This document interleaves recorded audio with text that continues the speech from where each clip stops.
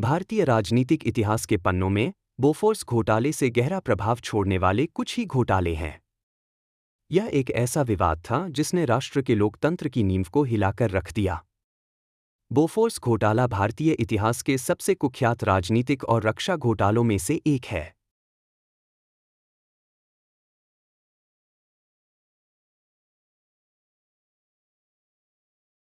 1986 में भारतीय सरकार ने 410-155 मिमी हॉविट्जर फील्ड गन की खरीद के लिए एबी बोफोर्स के साथ $1.4 अरब का सौदा किया।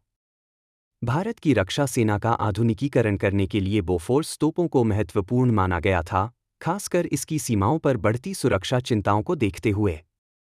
यह सौदा शुरू में भारत की सैन्य क्षमताओं के लिए एक महत्वपूर्ण कदम के रूप में देखा गया था।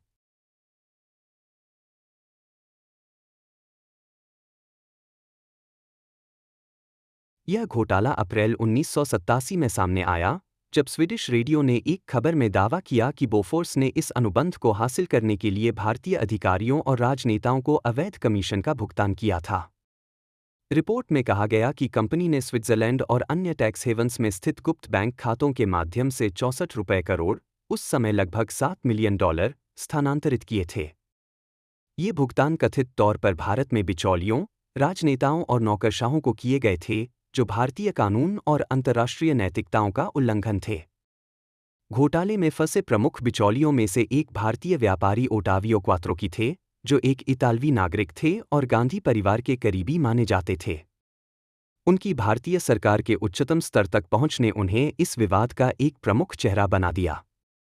उस समय के प्रधानमंत्री राजीव गांधी पर भी आरोप लगाए गए। कहा गया कि वे इन अवैध भुगतानों में शामिल थे या कम से कम इसके बारे में जानते थे।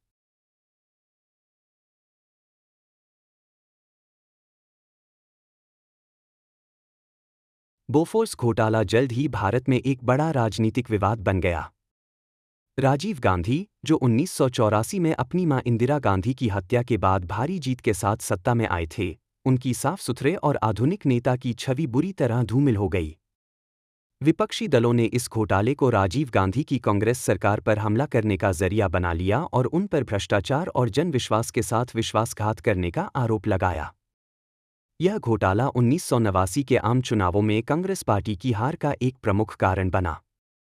वीपी सिंह, जो राजीव गांधी की कैबिनेट में रक्षा मंत्री थे और भ्रष्टाचार के आरोपों के कारण इस्तीफा दे चुके थे, ने एक गठबंधन का नेतृत्व किया, जो मुख्य रूप से भ्रष्टाचार विरोधी मंच पर सत्ता में आया।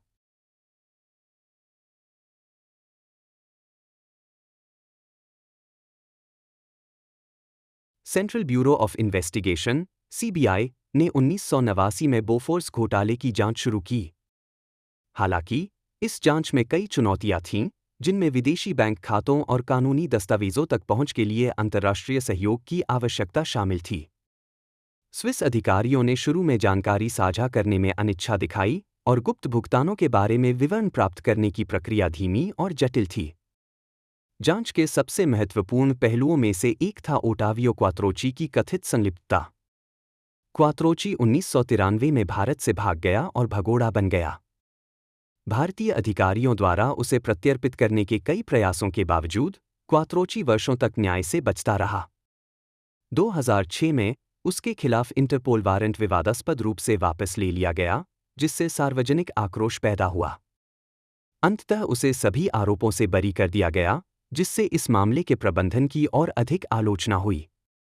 राजीव गांधी की 1991 में हत्या कर दी गई थी और 2004 में उन्हें इस घोटाले में संलिप्तता से मरणोपरांत बरी कर दिया गया, क्योंकि उनके खिलाफ रिश्वतखोरी से सीधे जुड़े होने का कोई ठोस सबूत नहीं था। दशकों तक चले लंबी कानूनी कार्यवाही से दोष सिद्धि के मामले में बहुत कम परिणाम मिले। कई आरोपी या तो मर गए, बरी कर दिए गए या मुकदमे से बच निकले।